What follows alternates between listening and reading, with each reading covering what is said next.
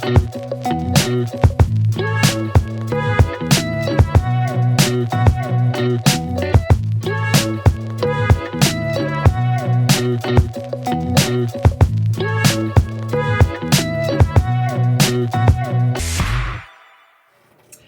morning, everybody. Welcome back to the channel, Crafting and Crime Daily, the show where I bring you daily recaps of live trials that are being covered on the internet, either by Law and Crime or Court TV or maybe a local station. Hi, buddy. My little girl, Tootsie, is right here. She's clinging today. I don't know what the deal is, but she's being clingy. How was your weekend? A 3-day weekend. I know. And I celebrated by cleaning house. Taking down, well, not cleaning house. I took down all of the Christmas decorations. My sister, she likes to wrap all of hers up. So I took all of her stuff and put it there so she could wrap it all up. And then yesterday I hauled it all out to, we have a shed in the back. Hauled it all out to like 10 trips to the shed. But it's been in the 60s in the afternoon, so I figured it was okay. It's a good day to do that. Now I have this little Christmas village that I keep. So today I never took it down last year, but I'm going to take it down because in the shed I have these beautiful snow globes. I want to bring those in the house and display them for a little while. So I'm going to, yeah. Because today's the last day. It's going to be in the 60s. We got another cold front coming through this afternoon. We're going to get rain. The northern part of our state's going to get snow. Yes, another storm coming through. We need the rain really badly. Everything is so dry here. So dry. Okay. So I've been covering the trial of Mark Jensen, the retrial of Mark Jensen for the murder of his wife. Alleged murder of his wife, Julie Jensen. This happened back in 1998. It is alleged that he poisoned her with antifreeze, and when that wasn't working fast enough, he smothered her with a pillow. Those are just theories. Now, this case is all circumstantial evidence. All. He was convicted in 2008, and this is the part that I just figured out by doing some more research over the weekend. He has not been in jail the entire time since 1998. He was not arrested until 2002. He bonded out. He had a $500,000 bond. He bonded out. By this time, he is married to the woman he was having an affair with, and they've had a baby. So now he's got his 2 boys. He's got his, I think he had a boy with her. He's got a child with her, and they're married. He doesn't go to trial until 2008. So for 9 years after Julie's death, he's a free man. Remarries, has another kid. Then in 2008, he's convicted. Now the bond is up to $1.5 million. He's been in jail since 2008. So, and I think in 2009, his second wife divorced him. But she still has his 2 kids from his marriage with Julie, who apparently are supporting their father. I'm curious to see if any of them take the stand. One, I believe, is still a minor. No, no, they wouldn't still be minors. How old would they be? No, they've got to be adults by now. They've got to be. They have to be. Yeah, they're adults. Because it's been 23 years, right? Yeah. And I think at the time of her death, they were maybe 8 and 3, 3 and 8, something like that. So on Friday, we hear the testimony of his co-worker, Mark Klug. Really interesting testimony. Mark Klug went to a conference with, let's back up even before the conference. Mark is hired from another company to bring over his clients and run an office for whatever branch this or whatever company that it is that Mark Jensen works for. But in order to manage an office, you have to have a particular license, which he was in the process of getting. But until he got the office set up and he got the license, all the work would be done under Mark Jensen's license. So Mark had been tasked with helping Mark Klug with, setting up the office, getting it running, get everybody hired, getting the clients, and things like that. So there was one weekend right before it opened, the office opens, where Mark comes to help him. His girlfriend, the one he later marries and has a child with, Kelly, she comes to help. But apparently instead of helping, Mark and Kelly spent their time behind closed doors. So Ed Klug was kind of annoyed about all this. Then he goes to this conference later on, and Mark is at the conference, Kelly's at the conference, and they're all at the bar, and they're having cocktails. Now, Ed says that, in these kind of situations where it's sort of networking, and he doesn't really, he'll just order like a soda, and he'll put, a lime or something in it to make it look like he's got a cocktail. And I totally understand that, because I'm not a drinker either, so that's probably what I would have done. Diet Coke, twist of lemon or something, yeah, so I look like I have a drink, but not really. Let me do some diamond painting while I'm talking about this. I'm working on this section of the door right here. I think after that I'm going to turn the painting, because the next part would be to work more on the dragon, and I've ordered more Aurora Borealis drills, which are these special resin drills with an iridescent coating on them that gives us a really neat sparkle. So I'm replacing the regular drills with these special drills. It's going to be really pretty. I've already done that in the bottom part of the dragon, but in the upper part of the dragon there were some colors I didn't have already. So when I turn it, I think I may just work on the door part that's on the side and work my way over. I know, you're like, yeah, just do it. Okay, I will. So they're at this conference, Ed and Mark and Kelly and all their other, and they're drinking, and then the bar closes down. So they move the party out to the lobby of this hotel that they're in. So they go out in the lobby and they continue to drink. And Mark, Kelly goes to bed. Pretty much everybody's gone now except for Ed and Mark. And Mark is telling him about his problems. And his problem being that, he wants to divorce his wife, but he doesn't want to pay maintenance. Alimony, maintenance, whatever they call it now. I guess they call it maintenance now. So he tells Ed about this website he found, howtokillyourwife.com, and that there's drugs that you can give your wife, like Benadryl, that are undetectable at autopsy, and you can poison them with ethylene glycol, which is the main ingredient in antifreeze. And he's telling Ed this, and Ed is like he's stunned. He cannot believe this guy is actually saying these things. So at one point, Ed says, I need to go up to my room and call my wife, because she checks in every night. Because it's by now it's like late, early morning. So he goes up to between 2:30 maybe and 4 a.m. So he goes back up, calls his wife, and they've got the record of the calls to his wife, because it was their home phone. I guess he called their home phone, so they have those records.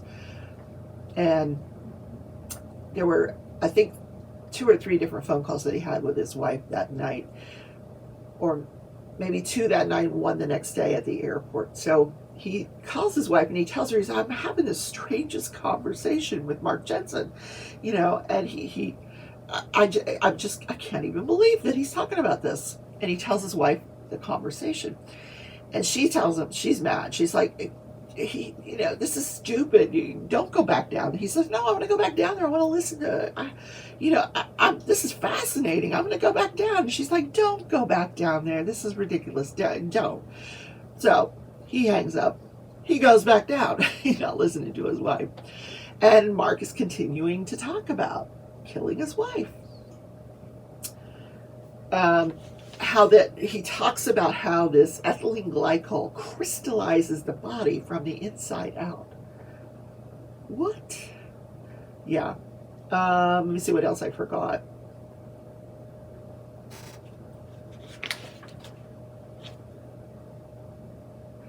Yeah, he said that this was a way that he could get rid of his problem. Yeah.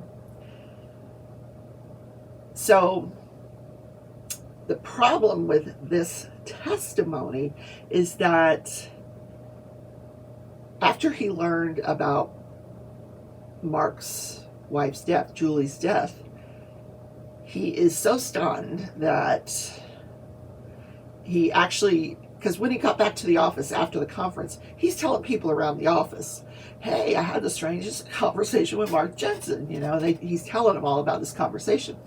So after he finds out she's died, he goes back to the office. He's in the office when he finds out she's dead. And he tells one of the people that he had told about this conversation. And her response was, oh my God, he killed his wife. Now, generally, that's a hearsay statement. You know, it's a statement made out of court. But the judge allowed it because the prosecution argued that it was an excited utterance. Like when somebody tells you something so horrific, you know, and you just like, your first response is like, you don't even think before you say it. That can come in under a hearsay exception, which is excited utterance. So there was some argument back and forth. No, it is. Yes, it is. No, it is. The judge says, yes, this is classic excited utterance. It comes in. She's like, oh my God, he killed her. Oops. So after he learns about this death, he does not tell anybody. He doesn't go to the police. Now, his wife knows about it, but he doesn't tell anybody else about it because he's afraid that Mark will kill him. He's still going to work with this guy.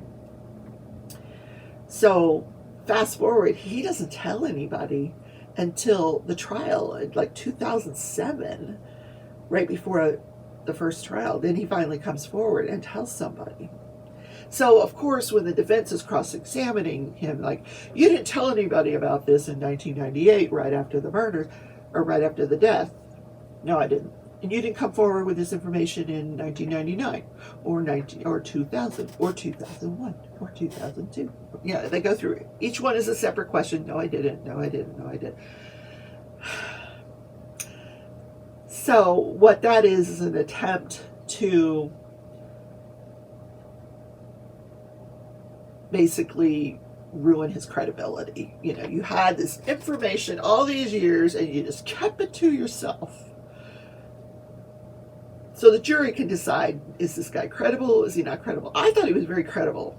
You know, you can't make this stuff up, really and truly. What interest could this guy have for making this up? Like, he's not getting anything from it. He hasn't made any money from this. And this is a point that the prosecution brought up. Have you made one dime off this testimony? Like, and the guy says, no, in fact, it's cost me money because I have to, you know, come take off time from work to come give testimony. And he said, no, it's costing me money. I'm not gaining anything by talking, you know, telling this story. So that really bodes well for his credibility there. So the jury will decide whether they're going to believe him or not. I did. And note to self, if you're planning on killing somebody, don't talk about it at the bar with your buddies, okay? Keep it to yourself. Okay. Then and these witnesses that I'm talking about today, I probably did not watch them in the order that they appeared at the trial because, you know, I watched some here and some there, and you know, so the next person, my head itches under this hat, probably because it's not that cold outside. So the next witness is unavailable. This is the second unavailable witness. Now, the reason a witness could be unavailable is either they can't find him. You know, it's been 23 years. We can't find him. Or the witness has passed away.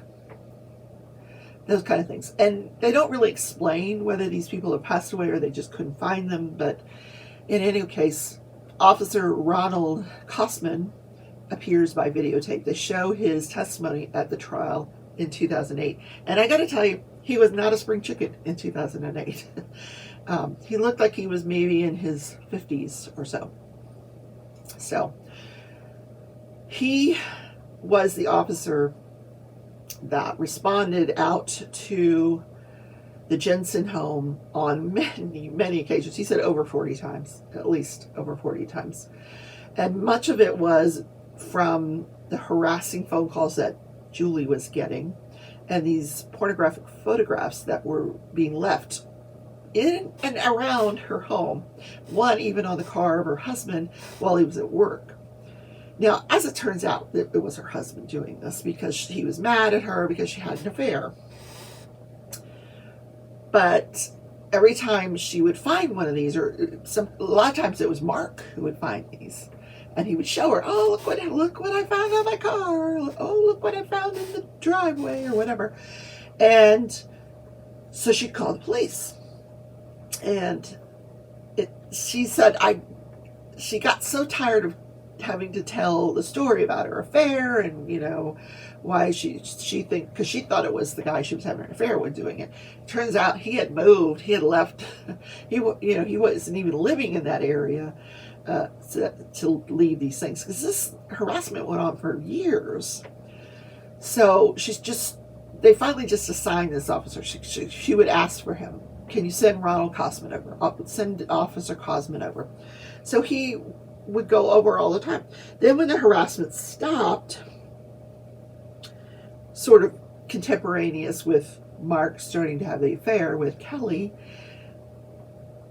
Officer Cosman would be in the neighborhood and he would just stop by because he had always told her, I'm going to keep an eye on your home and, we're going to make sure you're okay. So he said sometimes he would just drive by and he wouldn't stop, but there were times when she'd be outside and he'd stop and he'd talk to her, how's everything going? Any more harassing? No, that kind of thing.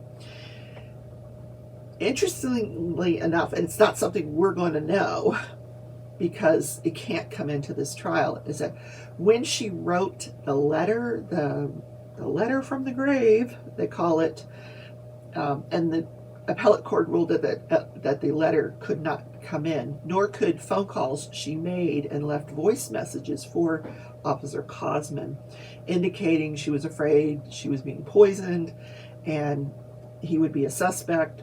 Same with the letter.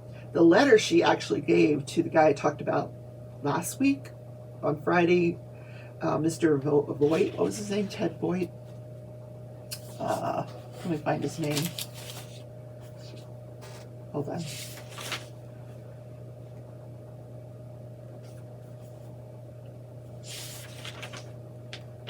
Ted Voight, yeah. She had left a letter with Ted. And if anything ever happens to me, give this to Officer Cosman. But we're not going to know any of that because that's not allowed in this trial. And interestingly enough, the reason she left voice messages for Officer Cosman was because he was out of town just immediately prior to her death. Or when she left the voice messages, he was out of town. So he's not done testifying. He has to, because it's on videotape, the judge finally stopped it about 4:30 on Friday, and he's like, actually maybe more like 4 o'clock. He's like, we're done. We've heard enough for now. We'll just come back and we'll watch the rest because there was still 30 minutes left on the video. And he says, we'll just come back and we'll hear the rest of the testimony on Tuesday. And the reason that the testimony was so lengthy is every time they would stop to show every time an exhibit was shown to the jury that on the tape, they would have to stop the tape, get the exhibit out, and show that exhibit for the current jury to see.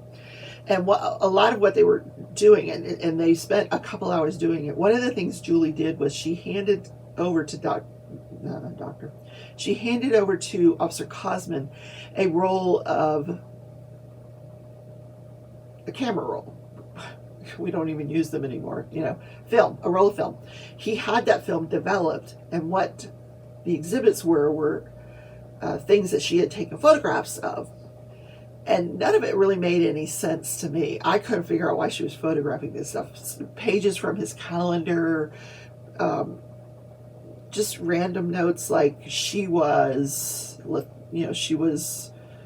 groggy today. She didn't get out of bed. Stuff that I didn't even understand. Like, first of all, they could barely read it, the writing. It was not the best writing in the world. And it sounded to me like the officer and the prosecutor, which interestingly enough is the same prosecutor from the first trial, is trying this case too. And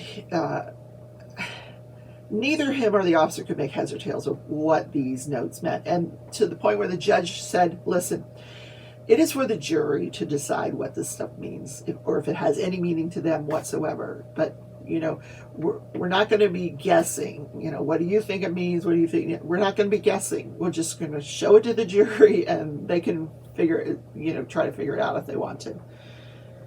Because it really, to me, it made no sense. I mean, I don't know why she would be photographing this stuff, because I don't know. But they didn't get through it all. So there's more of that to come. The first thing this morning I saw that they had put up was a list of all of the defense had found a list of all of the calls the officer responded to at their home.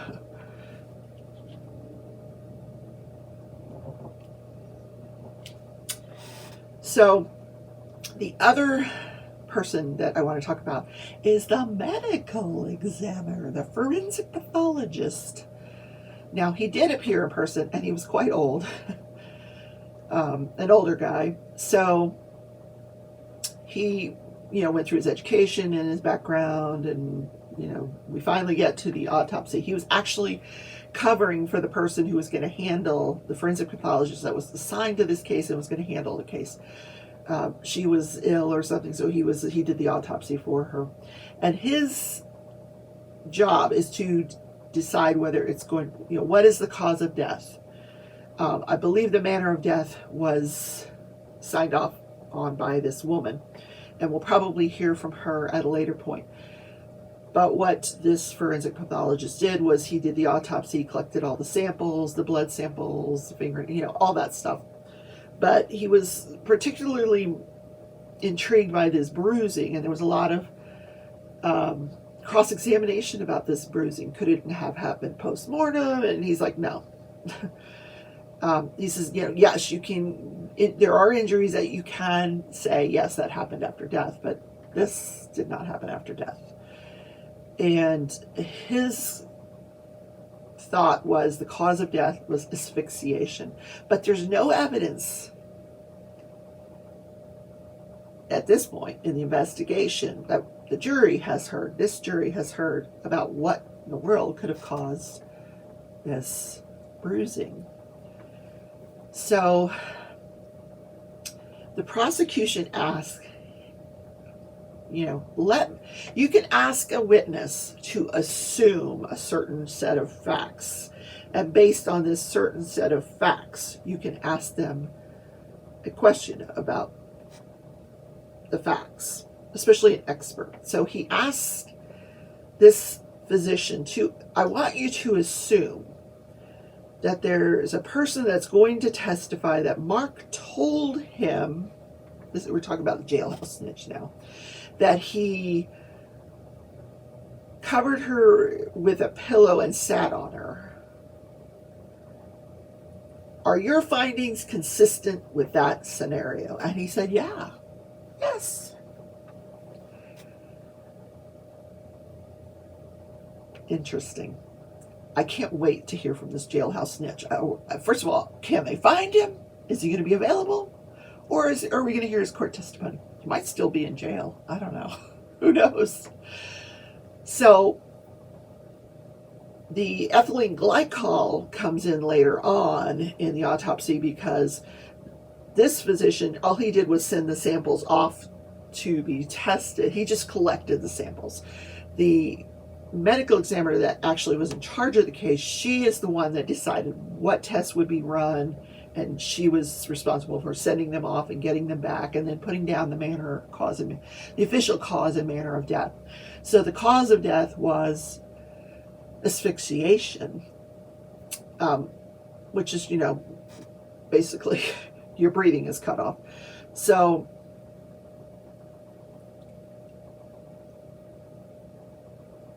and ethylene glycol poisoning. But the proximal cause, the thing that actually caused her death, was the asphyxiation. If she had not been asphyxiated, she would have died from the ethylene glycol eventually. And the other thing that a medical examiner said was he felt like she had received multiple doses of these ethylene glycol because he found it in her stomach contents. It was found in her stomach contents as well as in her blood.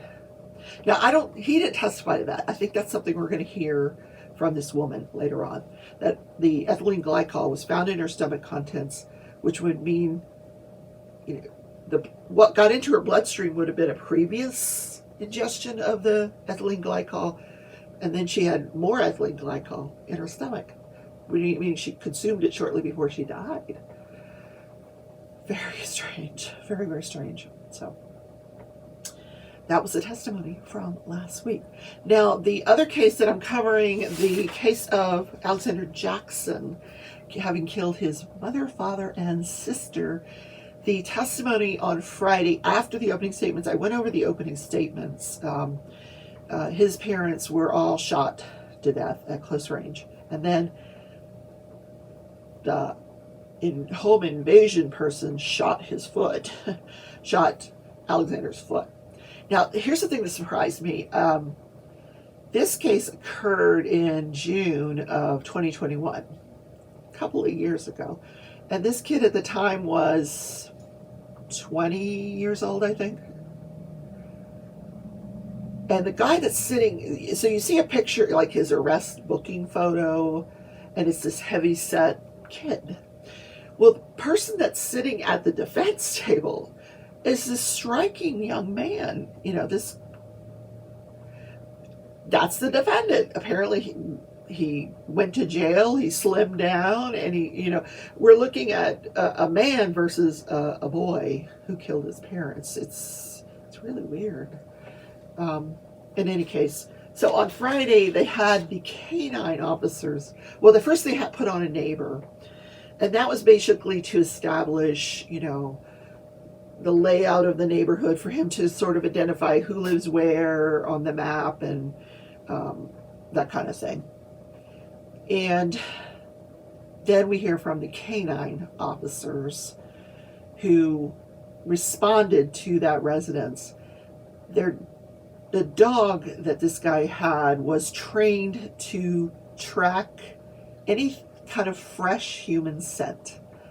So if you assume that what the 911 caller, which is Alex, is telling the truth, that a black male broke into their home, killed his mother, father, sister, and then shot him in the foot and got away, there should be some fresh tracks out the open door where he got away.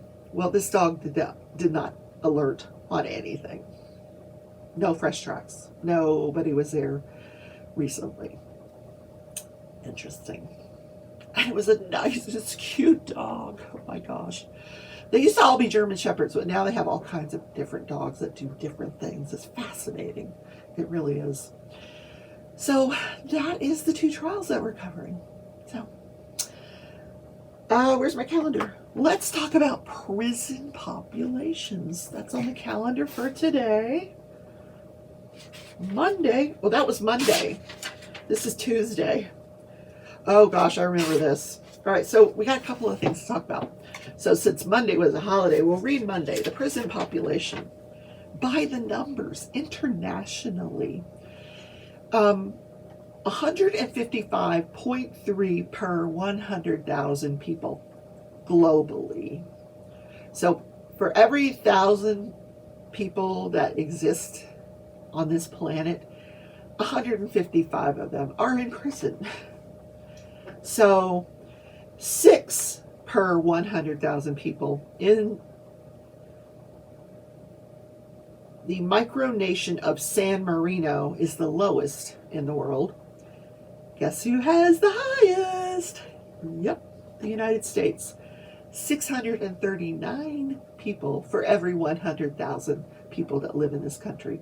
639 of them are in prison. The U.S. also have 25% of the world's population in prison. Yeah, well, of the world's prison population is in the United States. Crazy.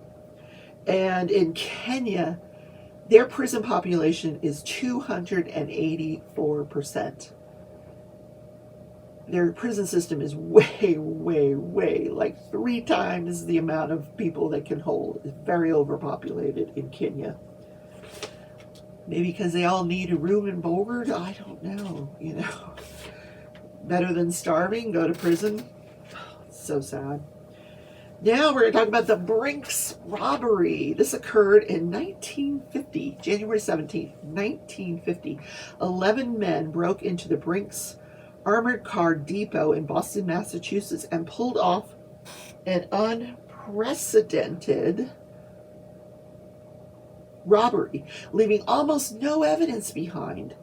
Planning for the robbery took 18 months, during which the robbers cased the depot, copied keys to get inside, and stole a map of the alarm system before returning it unnoticed. The job itself was similarly seamless. The robbers, wearing navy blue jackets, chauffeur caps, and Halloween masks, let themselves in, tied up the employees, filled 14 canvas bags with $2.7 million, and fled. It all took about 30 minutes. For the nearly 6 years, the robbers went undetected, waiting to use the cash until the statute of limitations ran out on January 17, 1956. But just a few days before the date, they were caught. Infighting did them in. One of the robbers made good on a threat to talk, striking a deal with the FBI after the others put out an unsuccessful hit on him. 8 of the robbers served time and 2 died awaiting trial. Little of the money was ever recovered. Legend has it that it's hidden in the hills north of Grand Rapids, Minnesota. Let's go to Minnesota. Yeah. Wow. Just a few days before the statute of limitation ran. They almost got away with it. Oh my gosh, how funny. All right, that is the show for the day, guys. Oh, you know what started? Well, it hasn't started, but the Mystery Diamond Painting event. I did the matchups yesterday. I posted them last night. And good news, we have a prize. One of my subscribers has donated a mystery kit that will go to one person who's participating in the event. At the end of the event, I'll put all the names on a wheel, we'll spin the wheel, and we'll have a winner. And my subscriber will mail them the prize. How cool is that? You know what? I've never had a mystery diamond painting kit. I have never done one. Now you're saying, but it's a mystery diamond painting event. We're not doing mystery kits. We're getting with our partner, finding out what they like, what they don't like, and then we're ordering them a painting and we're having it sent to them directly. Then they have a loved one cover it up with, release papers like this or duct tape or something so they can't see it. Now, generally, if you cover them with these release papers and you turn on the light pad, you're going to see what's underneath. So I always I'll put the release papers down and then I'll put duct tape over the release papers. So, because I don't want to know what's underneath. And then you paint it like one section at a time and try to figure it out what it is you're painting. How fun. Yeah. The problem with the mystery kits is that, they're sold in volume. The one image is sold in a large volume and it gets leaked what the image is. So you can't, and you know who the artist is. Like if you get an Ann Stokes, you know what kind of painting you're getting. Or it could say fantasy. Fantasy by Raylan Phelan, and you're going to get a dragon. So not a huge big surprise when you're doing a mystery kit, but fun nonetheless.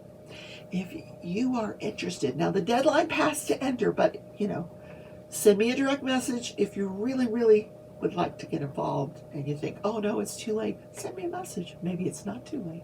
Yeah. All right, guys, have a wonderful day. I will see you tomorrow in Crafting and Crime Daily. Bye, everybody.